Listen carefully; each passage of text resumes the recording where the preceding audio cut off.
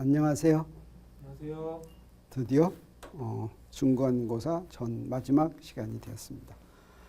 오늘 계속해서 전자기파의 성질과 이용에 대해서 공부하도록 하겠어요. 그래서 우리 지난 시간에 전자기파가 어떻게 이온됐는지, 광속이 어떻게 측정됐는지, 또 전자기파가 드디어 실험으로 만들어지고 이제 마르코니에 의해서 이제 사용되기 시작했다라고 하는 것까지 우리가 공부했죠. 자, 우리 근데 전자기파가 파동이다라고 하는 것을 얘기할 때, 자, 먼저 빛이 파동인지 입자인지 하는 문제가 오래전부터 이제 관심의 대상이 되어 왔습니다. 왜 그러냐면 다른 거는 눈으로 보고 금방 알 수가 있는데 빛은 눈으로 보고 직접 파동인지 입자인지 구분하기가 쉽지가 않았어요. 그래서 이제 빛이 전자기파다라고 했으니까 빛이 파동입니까? 입자입니까? 파동이라는 게 밝혀졌죠. 자, 우리 파동인가 입자인가라고 이제 의문을 제기하는 게 무슨 의미인지 하는 걸 보기 위해서 우리 이것도 사실은 지난 학기에 이 파동 배우면서 조금 얘기했던 것인데, 우리 먼저 빛이 입자냐 파동이냐, 이렇게 왜 하필 입자냐 파동이냐 두 가지만 가지고 따지는 이유가 바로 뭐냐면, 우리 주위의 자연에 존재하는 건 저기 뭐가 있어 그러면, 어떤 현상이 있으면 그것은 반드시 입자 아니면 파동이다. 어떤 현상이 있으면 입자도 아니고 파동도 아닌 제3자는 없어요. 그래서 뭐든지 뭐가 있으면 입자인지 파동인지 가려내면 둘 중에 하나면 뭐 다 찾아낸 거나 마찬가지다라고 할 수가 있겠어요. 그래서 입자인지 파동인지 쉽게 눈으로 구분할 수 있는 것은 이게 입자다 파동이다 이거 얘기하는데 뭐 어렵지가 않아요. 근데 어떤 것은 눈으로 볼 수 없는 것도 있다라고 하는 거죠. 사람은 악한 사람과 선한 사람을 나눌 수 있습니까? 중간에 있어요, 없어요? 있을 때도 있고. 만약에 악한 사람과 선한 사람만 있다고 한다면 눈으로 금방 보고서 알 수 있는 경우면 좋지.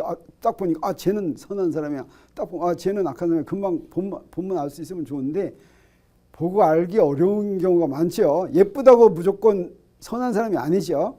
자, 그럴 때는 어떻게 하시대요? 그럴 때는 넌지시 봐야 되죠. 넌지시 행동을 간접적인 행동을 봐야 돼요. 그래서 입자와 파동도 눈으로 쉽게 구성할 수 있습니다. 예를 들어서 날아가는 야구공 같으면 이거 입자인지 금방 압니다. 딱 쳤을 때 요건 입자다 이거 금방 알 수가 있어요. 그 다음에 줄에 생기는 모양, 우리 전에도 얘기했지만 이건 뭐예요? 지금 이 줄이 지금 움직이고 있지 않아요? 줄의 각 부분이 지금 여기서 이렇게 움직이고 있는데, 근데 어때요? 이거는 지금 어디로 가는 것 같아요? 안 가는 것 같아요? 가는 것 같죠? 자, 이렇게 가는 것 같이 보이는 이게 바로 파동인데, 구분 방법이 바로 뭐냐면 입자는 이동할 때 질량이 함께 이동해요. 근데 파동은 이동할 때 질량은 이동하지가 않아요. 이건 질량은 이동하지 않고 모양만 움직인다고 하는 것입니다. 그래서 어떤 게 이동하는 거하고 이동하지 않는 거하고는 어때요? 두 개가 딱 구분이 되죠. 그래서 알아내기가 쉬워요. 그런데 눈으로 질량이 이동하는지 안 이동하는지가 보이지 않을 때, 이땐 몹시 난처합니다. 눈으로 확인할 수 없을 때 입자와 파동을 구분하는 방법이 바로 뭐냐면 입자만 갖는 성질과 파동만 갖는 성질을 가지고 구분을 하는 겁니다. 아까 얘기한 것처럼 사람이 쟤는 착한지 쟤는 나쁜지 구분할 때 착한 사람만 갖는 행동, 악한 사람만 갖는 행동을 보고서 이렇게 보는 거예요. 착한 사람은 어떤 행동을 하지?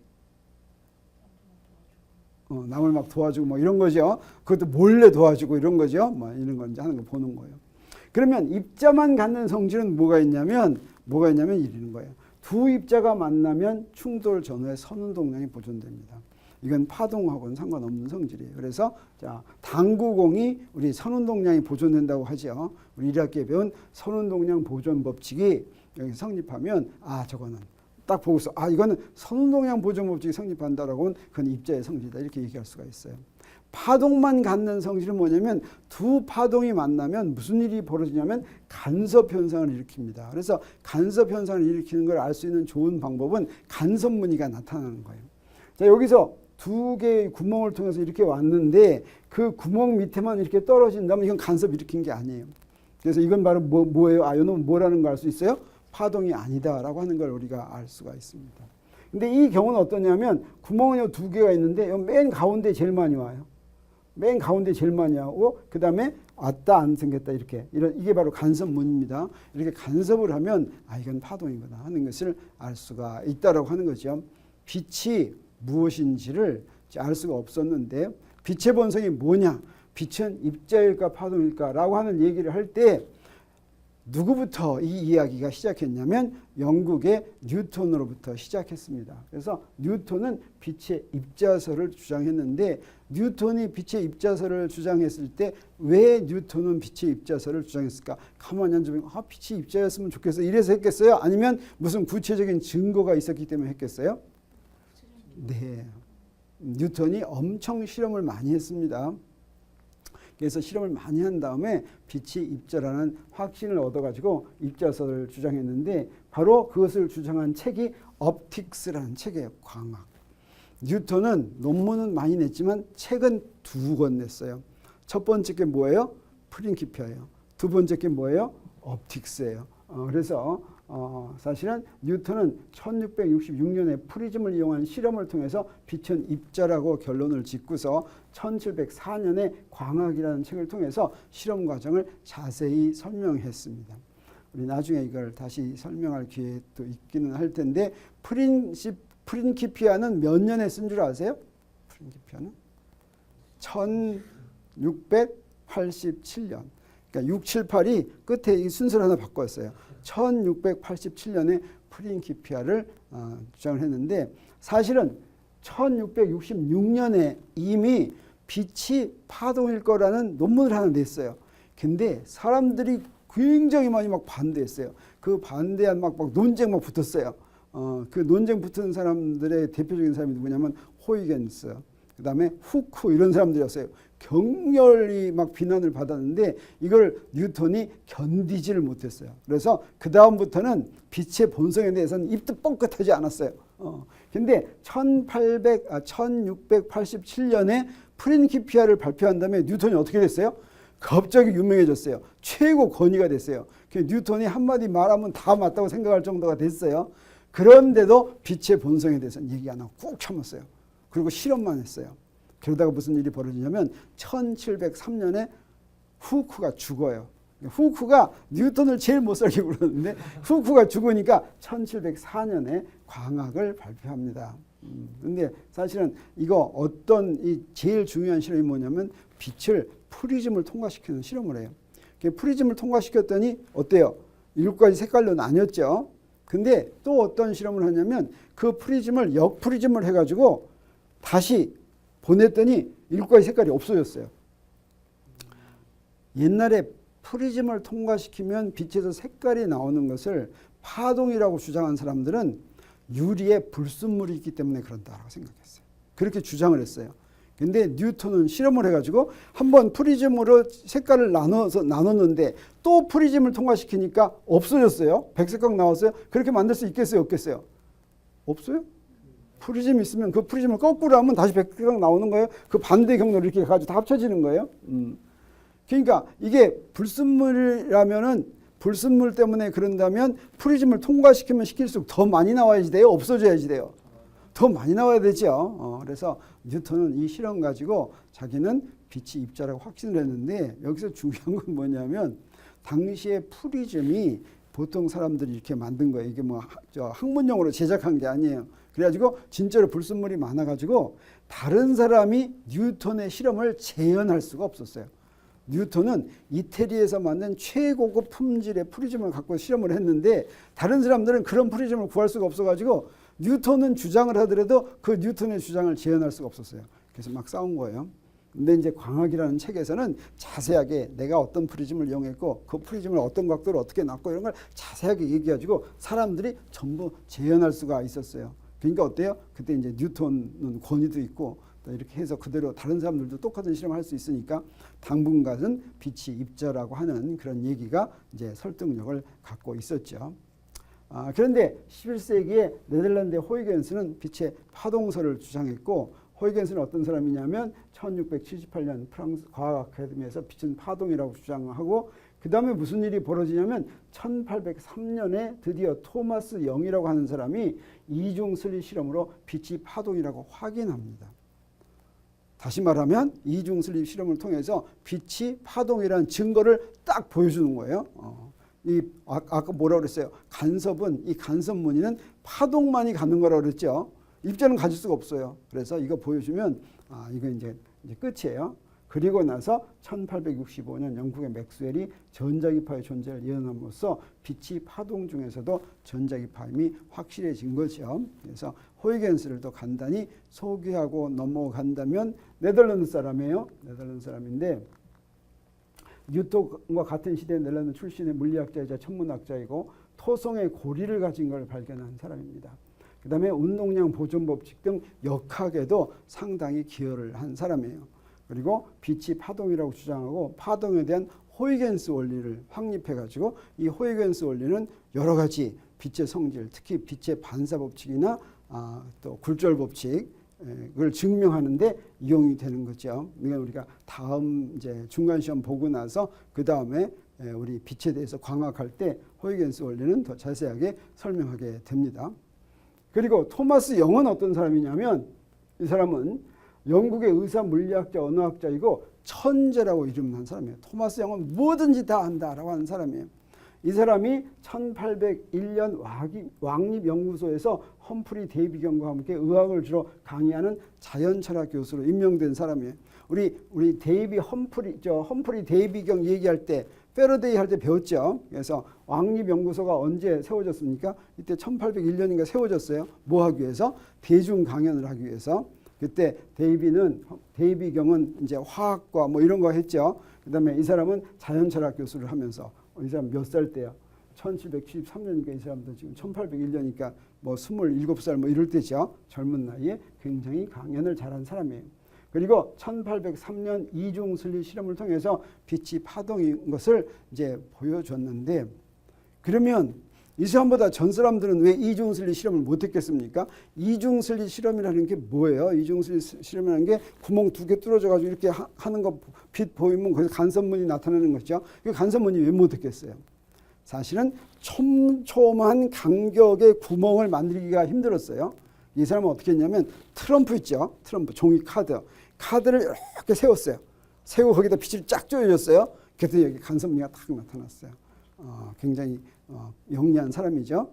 그래서 그 다음에 이 사람은 또 모두 유명하냐면 물질의 탄성을 측하는 방법을 창안하고 물질의 탄성 성질을 나타내는 역률을 개념을 도입했죠. 역률 이런 거 있죠. 물질의 역률. 영은 뭐 수학과 물리 이 분야에서 이 사람 이름 들어가는 게 굉장히 많이 있어요. 네. 그래서 이제 그러면 파동이 분명하다라고 하는 것을 알았으니까 우리 그러면 이제 무슨 일이 벌어져야 되냐면 빛이 전자기파라는 파동이 밝혀지면 그다음에 빛의 매질을 찾는 실험이 시작됐어요. 왜 그러냐면 아까 우리 처음에 얘기할 때 어땠어요? 입자와 파동이 있는데 입자는 질량이 직접 이동하는 것이고 파동은 뭐였어요? 매질이 진동하는 현상이 전달되는 거였죠. 네, 근데 매질이 없으면 진동하는 현상이 전달되겠어요? 안 되겠어요? 그래서 빛이 파동이라면 이 매질이 반드시 있어야 되겠어요. 그래서 그 매질을 이제 찾는 실험을 시작했다라고 하는 거죠. 여러분 잘 알죠? 그래서 이 전자기파의 매질은 당시에 당연히 존재할 거라고 생각했어요. 파동이면 반드시 존재한다고 생각했어요. 그러니까 파동이 밝혀진 다음에는 바로 매질은 있을 거라고 생각했고 당연히 있기 때문에 그냥 당연히 있는 거 이렇게 얘기하려면 복잡하니까 이름 붙여주는 게 좋죠. 그래서 에테르라고 명명을 했어요. 이건 빛의 또는 전자기파의 매질이다. 에테르라는 이름을 붙여줬는데 에테르는 왜 에테르라는 이름을 붙여줬냐면 에테르는 있다고 한다면 어디에 있어야 될 것 같아요? 우리 주위에 있어야 될 것 어디에 있을 것 같아요? 우주에 꽉 차 있어야 되겠죠. 빛은 어디서든지 나오죠. 어디든지 꽉 차 있어야 되겠어요. 물질 속에도 있어야 되겠어요? 안 있어야 되겠어요? 물 속에도 있어야 되겠죠. 유리 속에도 있어야 되겠죠. 공기에도 있어야 되겠죠. 뭐 우주 공간에도 있어야 되겠어요. 어디든지 다 있어야 되겠어요. 근데 이 에테르라는 건 뭐였냐면 사실은 이게 뭐였냐면 뭐라고 그랬죠? 에테르 우리 전에 한번 배웠는데 어디였냐면 우리 그렇죠. 고대 그리스 시대에 지상의 물질은 전부 다 해서 4가지 원소로 이루어졌어요. 물, 불, 공기, 흙. 이 4가지 원소가 서로 얼만큼 들었냐에 따라서 나무도 되고 흙도 돼, 뭐 이러죠. 살도 되고 그러죠. 그러면 이제 자연 현상에 따라서 그 구성 비율이 바뀌면 다른 물질로 바뀌는 거죠. 지상에 있는 물질은 한 물질에서 다른 물질로 바뀌죠. 그러면 이게 구성 요소가 달라지면 다른 물질로 바뀌는 거예요.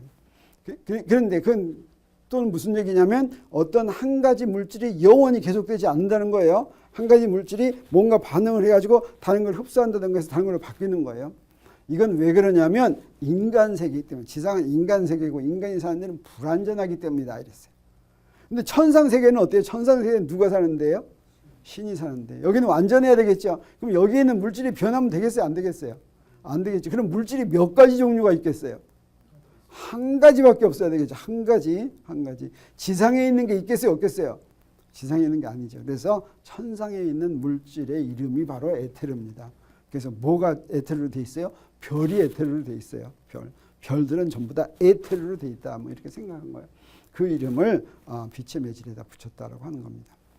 그리고 이 에테르를 찾는 실험 중에서 가장 정교한 것이 바로 마이클슨 몰리 실험이었어요. 이 전에도 실험 많이 했는데 마이클슨 몰리 실험이 빛의 매질을 찾는 실험의 마지막 실험입니다. 왜 그러냐면 마이클슨 몰리 실험을 찾지 못하고 바로 아인슈타인의 특상대성 이론이 나오고 거기서 무엇이 밝혀졌냐면 빛의 매질은 없다라고 하는 확신에 도달하게 된 거였어요. 그리고 알고 보니까 빛의 매질은 당연히 없어야 된다라고 하는 걸 우리가 이제 알게 된 거죠. 네. 그래서 마이클슨 몰리 실험에서 에테르는 찾지 못하고 광속은 일정이라는 이상한 결과를 이제 얻었는데 그게 바로 이제 상대성 이론을 하게 된 계기가 됐죠. 그래서 새롭게 알려진 전자기파는 기존의 파동과는 다른 성질을 갖고 있음을 깨닫게 됐다. 무슨 얘기냐면 옛날의 파동은 반드시 매질이 있어야 됐어요. 근데 이거는 이제 매질이 없는 파동이에요. 네, 이거를 이제 어때요? 받아들이고 이해하고 이제 전자기파가 뭔지를 알아야 되겠죠. 그랬더니 전자기파란 전기장과 자기장이 전달되는 현상이라고 하는 걸 우리가 아는 거예요. 그래서 마이클슨과 몰리에 대해서 간단히 소개한다면 마이클슨은 2세 되던 해 폴란드에서 부모와 함께 미국으로 이주한 폴란드계 미국인이에요. 그래서 마이클슨은 태어나기는 어디서 태어났어요? 폴란드에서 태어난 사람이에요. 미국에서 해군사관학교를 졸업했는데 유럽에 유학해서 미국 시카고 대학 교수가 된 이런 사람이라고 할 수가 있는데 마이클슨 간섭계를 발명했어요. 그리고 몰리와 함께 마이클슨 간섭계를 이용해서 에테르를 찾는 실험을 수행했는데 이 사람은 노벨상을 받았어요. 노벨 물리학상을. 마이클슨 간섭계 가지고 여러 가지 실험을 한 공로로. 근데 몰리는 이제 받지 못했어요. 그래서 이 사람은 1907년 노벨 물리학상을 수상했어요. 아까 마르코니가 몇 년 노벨상 받았다 그랬어요? 몇 년? 9년. 네. 노벨상은 몇 년부터 시작했어요? 1901년부터 시작했어요. 그래서 1901년 1회 노벨상은 누가 받았어요? 렌트겐이 받았어요. 2회 노벨상은 누가 받았어요? 로렌츠가 받았어요. 로렌츠가 그의 제자 제만하고 같이 받았어요. 제만 효과 가지고 받은 거예요. 세 번째 누가 받았어요? 네, 큐리 부부가 받았어요. 베크렐과 큐리 부부 세 명이 받았어요. 네 번째 누가 받았어요? 그건 나도 몰라요. 근데 아무튼 7번째 누가 받았어요? 네, 마이클슨이 받았어요. 9번째 누가 받았어요? 마르코니가 받았다라고 하는 거죠. 네, 그래서 몰리는 어떤 사람이냐면 이 사람은 이제 미국에서 출생한 화학자예요. 화학자가 이제 간섭계 가지고 실험하는데 마이클슨하고 같이 했어요. 그래서 광학과 천문학에 관심을 보인 사람이에요. 그래서 마이클슨 몰리 실험을 같이 한 것으로 유명하다라고 하는 거죠. 그러면 전자기파가 나오게 되면서 이제 파동을 두 가지로 나누게 됐어요. 역학적 파동과 전자기적 파동. 역학적 파동은 물질이 진동하는 걸 이제 전달한다고 한다면 전자기적 파동은 전기장과 자기장이 커졌다 작아졌다는 그런 현상이 되겠어요. 그래서 역학적 파동은 매질이 진동하는 모습이 전달되고 역학적 파동과 함께 매질의 역학적 에너지가 전달이 돼요. 그래서 에너지가 전달되는데 어때요? 이때 매질의 운동 에너지와 포텐셜 에너지가 교대로 바뀌면서 전달되는 거예요. 그래서 진동할 때 저 꼭대기로 가 있으면 잠시 0이 잠시 멈추죠. 그럼 이때는 어때요? 이때는 포텐셜 에너지가 최대고 운동 에너지가 최소가 되는 거예요. 이게 막 움직이면서 이놈의 역학적 에너지 일정하죠. 이 역학적 에너지가 옆으로 전달되는 거예요. 네, 그게 역학적 파동이라고 한다면, 그래서 매질의 포텐셜 에너지와 운동 에너지가 교대로 이동하면서 에너지가 전달되는데, 역학적 파동의 매질은 뭐냐면 역학적 파동의 진동을 전달시키는 물질이 역학적 파동의 매질이 되겠어요. 왜 여기다 이걸 강조했냐면 전자기파에도 매질이 있어요. 전자기파 매질 얘기해요, 안 해요? 전자기파의 매질도 얘기해요. 빛이 있으면 빛의 매질이 있어요. 빛 매질 있죠. 근데 빛의 매질은 역학적 파동의 매질과 의미가 달라요. 조금 이따 하겠어요. 그래서 역학적 파동의 매질은 역학적 파동의 진동을 전달시키는 물질이다. 그래서 무슨 일이 벌어지겠어요? 매질이 없으면 역학적 파동이 존재해요, 안 해요? 안 해요. 이게 진공에서는 전달되지가 않아요. 그래서 소리를 막으려면 뭐가 제일 좋아요? 진공식을 딱 쓰면 절대 안 들리죠, 이거. 절대 안 들려요. 네. 그런데 전자기파는 어떠냐? 전기장과 자기장이 커졌다 작아졌다는 모습이 전달되는 거예요. 그래서 전자기파와 함께 전자기 에너지가 전달돼요. 우리 지난 시간에 했죠. 전기 에너지는 축전기에 저장되죠. 자기 에너지는 어디에 저장됐어요? 인덕터에 저장이 됐죠. 그래서 전기 에너지로 갔다가 자기 에너지로 갔다. 전기장이 변하면 뭐가 생긴다고 그랬어요? 자기장이 생긴다고 그랬죠. 전기장이 변하면 전기장이 뭐로 되는 거예요? 자기장으로 되는 거예요. 또 자기장이 변하면 또 뭐가 생겨요? 전기장이 생기는 거죠. 그래서 전기장과 전기 에너지와 자기 에너지가 교대로 변하면서 전달되는 현상이 전자기파예요. 이거와는 반대로 역학적 파동은 어때요? 운동 에너지와 포텐셜 에너지가 교대로 바뀌면서 전달되는 현상이죠. 네. 그래서 전기장에 저장된 전기 에너지와 자기장에 저장된 자기 에너지가 교대로 이동하면서 에너지가 전달된다. 이렇게 이야기를 할 수가 있겠어요. 그러면 전자기파의 매질이란 뭐냐? 이 매질은 전자기파를 전달시켜주는 물질이 아니에요. 단지 전자기파가 통과하는 공간에 존재하는 물질이에요. 전자기파가 여기 지나가는, 여기 지금 있다 이 말이에요. 전자기파는 물에서 지나가요, 안 지나가요? 지나가요. 근데 물이 없다고 해서 전자기파가 없는 거 아니죠? 그냥 거기 지나간다 이 뜻이에요. 지나간다. 그러면 물이 없을 때 지나가는 전자기파하고 물이 있을 때 지나가는 전자기파하고 똑같은 전자기파일까? 틀린 전자기파일까? 네, 틀린 전자기파예요. 왜 그냥 우리 거기서부터 뭐로부터 알 수 있냐면 속도가 달라요. 속도가. 그럼 왜 달라지겠어요? 전자기파가 왜 매질에서는 조금 달라지게, 속도 같은 게 왜 달라지겠어요? 전자기파는 뭐라고 그랬어요? 전기장과 자기장이죠. 근데 물질 속에 전기가 들어있어요, 안 들어있어요? 들어있죠. 그러면 전자기파가 지나가면 물질 속에 들어있는 전하와 자기, 사실은 물질 속에 뭐가 있냐면 거기에 원자들이 있어요. 원자가 뭐처럼 행동하냐면 전기 쌍극자처럼 행동해요. 원자나 분자 속에 전하가 아주 고루고루 분포되어 있는 게 아니라 플러스 전하는 여기에 조금 더 많고 마이너스 전하는 여기에 조금 더 많아요. 그래서 분자 하나하나가 뭐처럼 동작해요? 쌍극자처럼 동작해요. 전기 쌍극자처럼. 그런가 하면 전자들이 계속 돌고 있죠. 이 전자가 이렇게 돌고 있으면 이게 바로 뭐라고 그랬어요? 이게 바로 자기 쌍극자라고 그랬어요. 이게 막대자석이라고 그랬어요. 쌍극자는 게 전기 막대, 그다음에 자기 막대 이런 게 있는 거예요. 그러면 전자기파가 거기 지나가면 이놈들이 막 움직여요, 안 움직여요? 따라서 움직여요. 이놈이 움직이면 주위에 또 전기장을 만들겠어요, 안 만들겠어요? 만들어져요. 그래서 전자기파가 물질을 지나가면서 상호작용해가지고 변해요.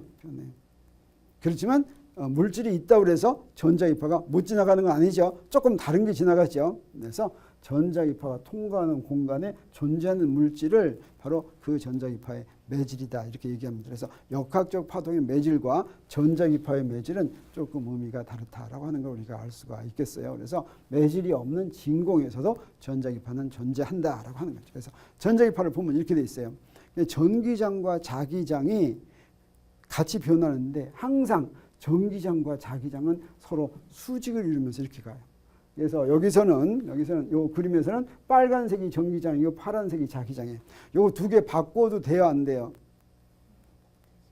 바꾸면 이게 뭐에서부터 이게 결정나는 거냐면 전자기파가 전달되는 방향으로부터 결정이 돼요. 사실은 전자기파가 어떤 방향이냐면 오른손 좌표에서 전기장 방향에서 자기장 방향으로 돌릴 때 오른나사가 진행하는 방향이에요. 그래서 여기서 보세요. 빨간색이 전기장이면 전기장에서 파란색을 이렇게 돌리면 어디로 가요? 이렇게 돌리면 오른나사가 이쪽으로 가죠. 이쪽. 다른 데서도 마찬가지예요. 빨간색에서 여기서 빨간색에서 파란색으로 돌리면 어디로 가요?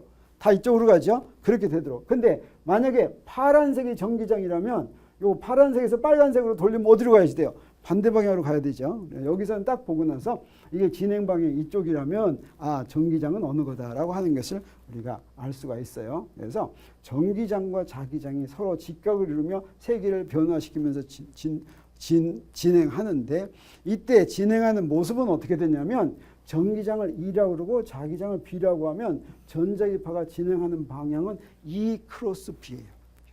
그게 바로 아까 내가 전기장에서 자기장 방향으로 오른나서 돌린 거예요.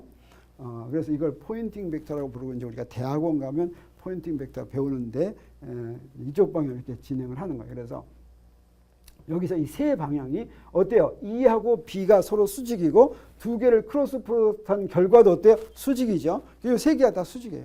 그래서 E, B, S가 오른손 좌표계의 각 방향을 만든다. 이렇게 생각하면 좋겠어요. 그래서 이걸 우리가 뭐라고 얘기하냐면 횡파라고 얘기하는데 왜 그러냐면 진행 방향과 진동 방향이 수직이기 때문에 그래요. 진행 방향과 진동 방향이 평행이면 종파죠. 자, 이 경우에는 지금 요 전자기파가 오른쪽으로 가고 있어요? 왼쪽으로 가고 있어요? 오른쪽으로 가고 있죠. 그러면 여기서 어떤 색이 지금 전기장일 것 같아요? 파란색이 전기장이어야지 맞죠? 맞나 보자. 이 그림에서는 파란색이 전기장, 빨간색이 자기장. 진행 방향은 오른쪽이다라고 하는 거예요. 이렇게 서로 변하면서 쭉쭉쭉 진행하는 게 바로 전자기파다라고 하는 거죠. 그러면 이런 전자기파를 어떻게 내보내는가 하는 거 한번 보겠어요. 이거 사실은 어디에 전자기파를 내보내냐면 가장 간단하게 우리 볼 수 있는 게 라디오 방송의 송신 안테나에서 전자기파가 나가고 있어요. 그 내용을 잠깐 볼 것 같으면 이렇게 돼 있어요. 여기에 소리를 해요. 여기가 마이크예요. 내가 소리 이렇게 하면 소리의 음파가 이렇게 들어가 있어요. 이 소리의 음파가 어떻게 일로 나가냐면 이때 라디오 송신기에서는 전자기파를 만드는데 이런 모양의 전자기파를 만들어요. 자, 이 음파하고 전자기파하고 뭐 어떤 관계가 있어요? 한번 보니까 어디에 지금 소리가 들어가 있어요? 어디에? 전자기파의 진폭에 들어가 있죠. 진폭이 이렇게 바뀌는 여기 이렇게 실려 들어가 있는 거예요. 그 다음에 이게 여기서 가는 거예요. 소리가 직접 가는 게 아니라 소리가 전자기파의 진폭에 이렇게 들어가 있어요. 진폭이 똑같은 게 아니라 진폭이 이렇게 변한 게 이렇게 들어가 있어요. 그러면 여기서 전자기파가 나올 때는 어떻게 나오냐면 여기 송신 안테나인데 전자가 왔다 갔다 하는 거예요. 전자가 많이 왔다 갔다 하면 큰 진폭의 전자기파가 나고 조금 왔다 갔다 하면 작은 게 나가요. 그다음에 전자가 1초에 100번 왔다 갔다 하면 진동수가 100짜리가 나가요. 100짜리. 그러면 어떻게 되세요? 그렇게 해서 여기에 이제 전자기파가 이렇게 나가면 집에서 들어요. 여기 수신 안테나에서는 무슨 일이 있냐? 여기서 전기장이 있으니까 전기장에 따라서 안테나에 있는 전화가 움직여요, 안 움직여요? 움직여요. 똑같이 움직여요. 자, 요런 놈이 오면 요런 놈하고 똑같이 움직여요. 여기서 똑같이 움직여요. 그러면 여기에 라디오 수신기에서는 여기서 요거만 골라내는 역할을 하는 거예요. 그러면 여기에 스피커에 연결하면 소리가 들리는 거예요. 그래서 여기 마이크는 어떤 장치예요? 음파가 들어오면 음파를 전자기파한테 이렇게 실어주는 장치예요. 그 다음에 여기 스피커란 뭐예요? 여기서 라디오 수신기는 전자기파에서 요거 전자기파는 없애고 음파를 만들어내는 거예요. 그래서 여기에 소리가 들리게 하는 거죠. 자, 그래서 전자기파 속에 어떻게 소리가 들어가는지 이해가 갑니까? 그러면 텔레비전 방송은 어떻게 할 것 같아요? 여기에 색깔은 어떻게 들어가고 놀랍지 않아요? 그건 나도 잘 모르겠어요. 설명할 수가 없을 것 같아요. 너무 어려워요. 송신 안테나에서 전자가 방송하는 진동수로 왕복 진동한다. 그 진동수로 진행하는 전자기파가 퍼져서 나간다. 그래서 수신 안테나의 전자가 전자기파의 전기장과 자기장에 따라서 왕복 운동을 하는데 그때 예를 들어서 내가 손에 전화를 들고서 1초에 94.5 곱하기 10의 6승번 이게 바로 뭐냐면 9450만 번이에요. 막 하면 94.5MHz가 이게 무슨 방송이에요? 몰라요? YTN이죠. 그래서 내가 9450만 번 이러면 YTN에서 소리 나온다 이거예요. YTN 지지직 소리 나오겠죠. 근데 YTN만 소리가 나고 그 다음에 요게 400 테라헤르츠 10의 12승이 테라죠. 400 테라헤르츠면 이게 무슨 진동수냐면 빨간색 진동수예요. 그러니까 내가 전화를 들고서 400 테라헤르츠 쫙 하면 여기서 뭐가 나온다는 거예요? 빨간 빛이 나온다라고 하는 거죠. 그래서 전자기파는 이렇게 여러 가지가 있는데 그 여러 가지의 전자기파는 무엇으로 구분이 되냐면 단순히 진동수로 구분이 돼요. 진동수로 구분된다는 건 파장으로 구분된다고 하는 거와 똑같은 얘기예요. 왜 그러냐면 진동수 곱하기 파장은 항상 똑같은 속도니까. 그래서 우리 여기서 이제 전자기파를 분량을 보면 우리 대강 보면 여기 헤르츠가 한 60Hz 되면 이건 우리 교류전류죠. 그 다음에 라디오파 이거는 진동수가 대략 10의 6승 정도, 마이크로파는 10의 10승, 적외선은 뭐 이 정도예요. 가시광선은 400에서 700 테라예요. 그래서 가시광선의 진동수는 우리 대강 외우면 좋아요. 테라 정도인데 400에서 700이다. 그 다음에 그거보다 더 커지면 700 테라헤르츠보다 더 커지면 자외선이고, 그 다음에 10의 17승보다 더 커지면 X선이고 10의 19승 이상이면 감마선이다. 이것을 갖다 파장으로 할 것 같으면 어때요? 진동수하고 파장하고 곱하면 뭐야 되냐면 광속 3 곱하기 10의 8승이 나와야지 돼요. 그래서 요거 두 개 곱하면 10의 8승 나오나? 그렇죠? 5, 6, 30, 300에서 10의 8승 딱 나오죠. 그래서 요때 전력의 파장은 굉장히 길어요. 굉장히 길어요. 이거 어때요? 한 1000km 이렇게 되는 거예요. 근데 라디오파의 파장은 1m에서 100m 정도. 그래서 바로 라디오파의 안테나는 요 정도 올려야 되죠. 다시 말하면 파장 정도 올려야지 돼요. 만약에 파장보다 훨씬 작으면 그 파동을 얘기할 수가 없어요. 물론 더 길면 괜찮죠. 더 길면 괜찮겠어요. 그래서 좋은 파동 하려면. 그 다음에 우리 핸드폰은 어떤 파동으로 왔다 갔다 할 것 같아요? 핸드폰. 마이크로파 가지고 왔다 갔다. 마이크로파. 그래서 대략 마이크로파는 10의 마이너스 1cm 정도다라고 하는 거예요. 1cm면 10cm 이 정도면 되겠죠. 그래서 우리 스마트폰 같은 거 할 때는 옛날에 이렇게 이거 올리기도 했는데 사실 이런 거 안 올리더라도 어때요? 크기가 그 안에 집어넣어도 충분하죠. 충분해요. 그리고 나서 적외선의 경우에는 10의 마이너스 7승 뭐 이렇게 되는 거예요. 가시광선은 10의 마이너스 7승 뭐 이렇게. 여기는 아주 짧은 영역이 되겠어요. 뭐 이렇게 된다. 그래서 그것이 만들어지는 데서는 이런 데서 만들어진다라고 하는 거죠. 네. 혹시 질문 있어요? 없어요? 네.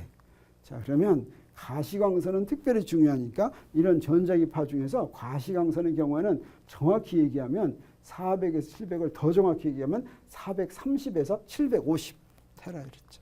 이걸 파장으로 하면은 400에서 700. 그 되게 재밌지? 진동수도 400에서 700, 파장도 400에서 700. 네. 근데 요 400 테라헤르츠는 빨간색이죠. 이 400 나노미터는 이게 무슨 색일 것 같아요? 보라색, 반대해야 되겠지. 빨간색은 700 나노미터 이렇게 되겠어요. 그런데 전자기파가 우리 몸에 해로워요, 안 해로워요? 감마선만 해로운 게 아니라 전자기파는 다 해로워요. 그냥 전파도 해롭고 뭐 다 해로워요. 마이크로파 얼마나 해로워요. 그러니까 감마선처럼 진동수가 커야지만 해로운 게 아니에요. 진동수가 작은 전자기파도 다 해로워요. 근데 놀랍게도 마이크로파보다 진동수가 훨씬 더 큰 가시광선은 어때요? 몸에 안 해롭죠. 그래서 가시광선은 왜 인체에 해롭지 않을까 하는 의문이 들어요, 안 들어요? 들어요. 네, 그거 좀 알아보면 좋겠어요. 이건 사실은 왜 그러냐면 태양에서부터 전자기파가 오는데 모든 진동수가 다 와요. 그래서 태양에서 오는 빛을 파장별로 하는 거나 진동수별로 하는 거 마찬가지예요. 파장별로 이렇게 할 것 같으면, 자, 여기 파장이 작으면 여기 진동수는 어떻게 되겠어요? 크겠죠. 자, 이렇게 할 것 같으면 이건 뭐냐면 파장별 3개예요. 어떤 놈이 제일 많이 들어오냐면 어때요? 여기가 어떤 빛이냐면 가시광선 영역이에요. 태양에서 오는 빛 중에서 제일 센 빛이 가시광선이다. 그래서 물론 태양에서 좀 더 멀면 여기 좀 다를 수도 있죠. 근데 이게 바로 뭐하고 똑같으냐면 요게 가시광선이 제일 센데 재밌는 게 대기권의 공기와 구름이 가시광선과 라디오파를 제외한 모든 다른 전자기파를 전부 다 흡수해요. 그래서 여기서 무슨 결론을 낼 수가 있냐면 태양에서 빛이 오는데 그중에서 제일 센 게 가시광선이다. 우리가 제일 많이 맞겠죠. 제일 센 게 가시광선일 뿐 아니라 다른 진동수의 전자기파는 대기권이 다 맡고 있어요. 대기권과 공기에서 흡수해요. 또 맨 꼭대기에는 뭐가 있어요? 전리층이 있죠. 전리층이 또 흡수해요. 그다음에 또 뭐가 있어요? 구름이 있어요. 구름이 다 흡수해요. 뭐만 빼놓고? 놀랍게도 가시광선과 라디오파만 빼놓고, 라디오파가 우리 몸에 해롭지가 않아요. 가시광선도 우리 몸에 해롭지 않아요. 그 다음에 아까 이런 모양을 이렇게 보였는데 이런 모양은 흑체 복사곡선하고 똑같아요. 이거는 5777도의 온도가 5777도인 흑체 복사곡선이다 이렇게 얘기하는데, 흑체가 바로 뭐냐면 우리 모든 물체는 그 온도에 맞는 전자이파를 발생시켜요. 바깥으로 내보내요. 이걸 갖다가 복사파라고 해요. 흑체가 아닌 건 어떠냐? 일정한 빨간색이면 빨간색만 내보내고 파란색이면 파란색만 내보내요. 이건 흑체가 아니에요. 근데 모든 진동수를 다 내보내면 흑체일 가능성이 있어요. 근데 흑체의 특징은 뭐냐면 온도만 같으면 흑체 복사 곡선이 다 똑같아요. 그래서 여기에 6000도짜리는 이렇게 생겼고, 6000도짜리는 어때요? 피크가 가시광선이다 이 말이에요. 여기 5000도짜리는 피크가 어느 쪽이냐면 적외선 쪽이에요. 그 다음에 온도가 더 내려가면 여기에 더 피크가 낮아요. 온도가 더 높으면 어떻게 되겠어요? 자외선 쪽에 피크가 생기는 거예요. 이게 바로 흑체 복사 곡선이에요. 그래서 태양이 하나의 흑체처럼, 그래서 모든 물체는 복사파를 방출하는데 흑체는 서로 다른 물체더라도 온도가 같으면 동일한 복사곡선을 낸다. 복사곡선이 뭐라고 그랬어요? 진동수에 따라서 세기를 그린 거예요. 그래서 온도가 같으면 그 세기의 모양이, 곡선의 모양이 같다라고 하는 거예요. 그래서 그걸 흑체 복사곡선이라고 하는데, 흑체 복선과 동일한 형태의 복사곡선에 의해서 복사파를 방출한 물체를 흑체라고 부르고, 태양은 절대 온도가 5777K인 흑체와 같은 복사곡선을 보인다라고 하는 거죠. 또 우리가 유명한 게 배경 복사가 1.7도 K다라고 하는 게, 이게 바로 2.7K짜리의 흑체 복사곡선을 그린다라고 하는 뜻이에요. 자, 그래서 이제 우리 인체는 가시광선이 왜 해롭지 않은지 알았어요? 몰랐어요? 알았어요? 그러면 태양에서 제일 센 빛이 오는데 왜 인체는 왜 안 해로? 네, 맞아요. 바로 그거예요. 왜 그러냐면 그거를 이기지 못하는 놈은 다 죽어버려요. 그 다음에 우리 눈도 그거만 보는 이유가 바로 뭐예요? 그거를 보는 눈을 갖고 있어야지 제일 먹이도 찾기가 힘들게 쉽겠죠. 만약에 적외선으로 보는 눈 가진 사람은 잘 보이겠어요? 안 보이겠어요? 가시광선을 보는 훨씬 잘 보죠. 근데 동굴에서는 뭘 봐요? 동굴에서는 가시광선만 보는 사람 거의 한 사람 적응돼야 안 돼요? 안 돼요. 그래서 뭐예요? 그 동굴에만 사는 게 뭐지? 박쥐는 어떠냐면 적외선으로만 본다 그러죠. 적외선 딱 보면 어때요? 그러면 더 적응이 잘 되죠. 그 다음에 파동의 속력은 매질에 의해서 결정이 되는데, 전자이파의 속력은 뭐 이렇게 됐죠. 그래서 모든 진동수의 전자이파가 다 똑같은 이 속력으로 이제 전달이 돼요. 진공에서는. 그 다음에 C는 속력이 가질 수 있는 최대값인데, 두 매질이 있으면, 아까 매질이라는 건 전자이파가 지나가는 물질이라고 그랬어요. 그래서 여기 물이 있고 공기가 있고 하면 물에서 공기로 또는 공기에서 물로 빛이 가면 굴절해요. 이 굴절하는 이유가 바로 뭐냐면 굴절률이 다르기 때문인데, 굴절은 어떻게 정의가 되냐면 진공에서의 빛의 속도에 그 매질에서의 빛의 속도를 이렇게 나눈 거예요. 그래서 여기서 이렇게 되는 거죠. 그래서 C가 속력의 최대값이므로 굴절률도 어떻게 되냐면 이게 제일 큰 놈이에요. 굴절률은 진공이 1이고 나머지는 전부 다 1보다 크다 이렇게 얘기할 수가 있겠어요. 그래서 빛이 두 매질에 경계면서 이렇게 굴절하는데, 이 굴절의 법칙에 대해서는 우리가 이제 다음 중간고사 본 다음에 더 자세하게 배우겠어요. 근데 속력이 달라서 빛의 매질이 경계면에서 굴절하는데, 그때 굴절하는 법칙을 우리 스넬의 법칙이다 이렇게 얘기하죠. 이때 두 매질의 경계면에서 무엇이 바뀌냐면, 보세요. 여기서 한 매질에서 다른 매질로 가면 거기에 속도가 바뀐다 그랬죠. 근데 속도는 진동수 곱하기 파장이에요. 그럼 요게 바뀌려면 요 진동수와 파장 중에서 어떤 게 바뀌겠어요? 이때 진동수는 바뀌지 않고 파장만 바뀌어요. 진동수는 일정히 유지돼요. 자, 그래서 매질에 따라서 속력이 바뀌면 무엇이 바뀌냐면 요걸 만족하도록 진동수는 그대로 유지되면서 파장이 바뀐다라고 하는 거예요. 요거를 이제 눈으로 알기 쉽게 볼 수 있는 게 줄을 보면 돼요. 줄을 어떻게 만들었냐면, 하나는 가는 줄, 하나는 두꺼운 줄을 만들었어요. 그러면 줄을 흔들어 줬을 때 그 흔들어 준 파동이 전달되는 속도가 가는 줄하고 두꺼운 줄하고 같겠어요? 틀리겠어요? 달라져요. 그래서 줄에 지나가는 파동의 속도는 줄의 장력하고 줄의 밀도에 의존해요. 그래서 장력이 크면 클수록 빨라지고, 밀도가 크면 클수록 느려져요. 그래서 여기 이렇게 보도록 하겠어요. 여기 지금 연결했어요. 연결했는데 이건 가는 줄이고 여기는 굵은 줄이라고 하겠어요. 지금 어디를 연결한 걸까? 여기를 연결한 거예요. 지금 여기가 연결되어 있는 거예요. 여기서 연결된 거예요. 여기 흔들어졌다 그래요. 흔들어져요. 그러면 흔들어졌을 때 굵은 부분하고 가는 부분이 이거 왔다 갔다 하는 게 이게 진동수죠. 몇 번. 요게 따로 이렇게 운동할 수 있어요? 없어요?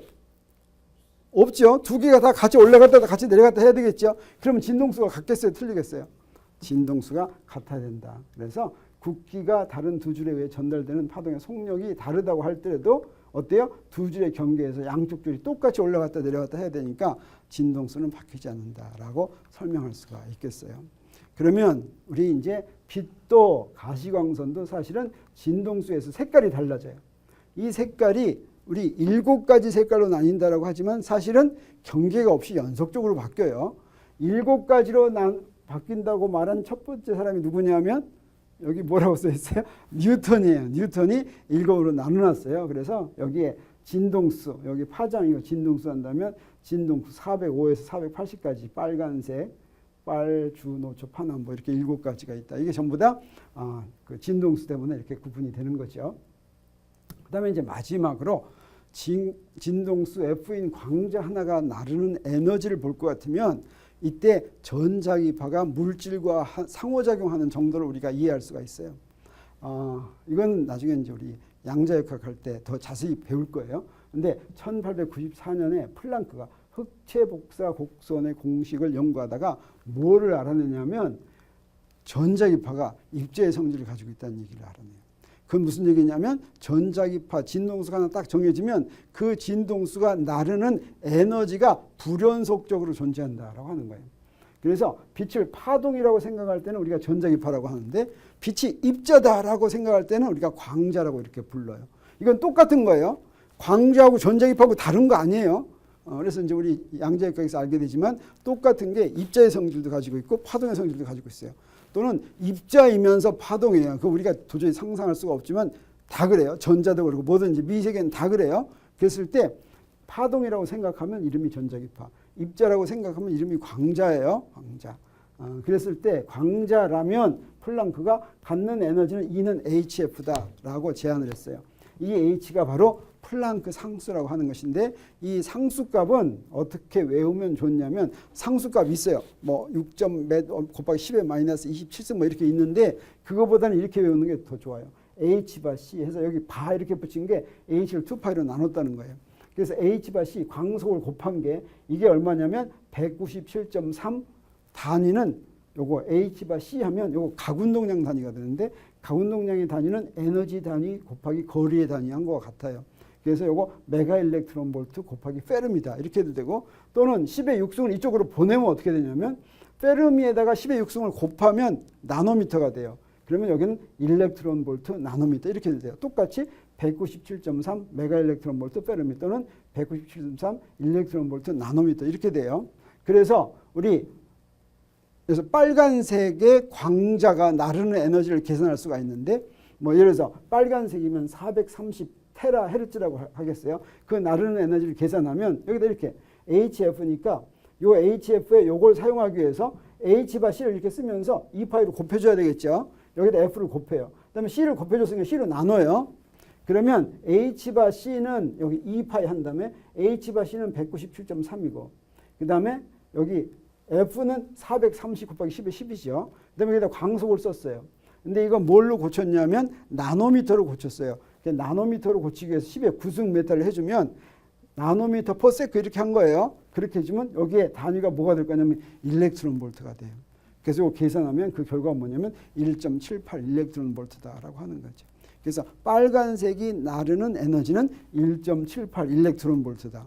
그러면 뭐예요?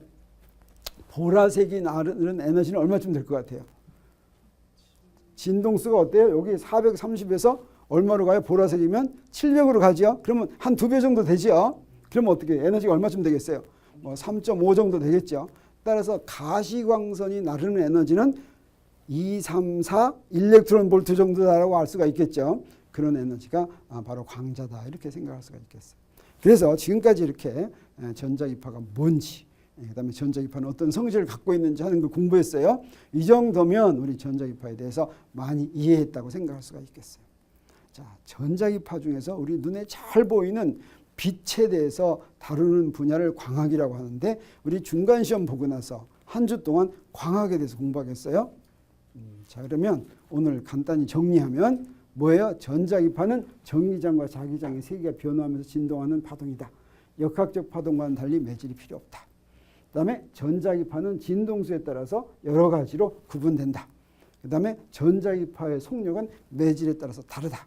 그 다음에 빛이 서로 다른 매질의 경계에서 굴절하는 것은 두 매질에서 빛의 속력이 다르기 때문이다.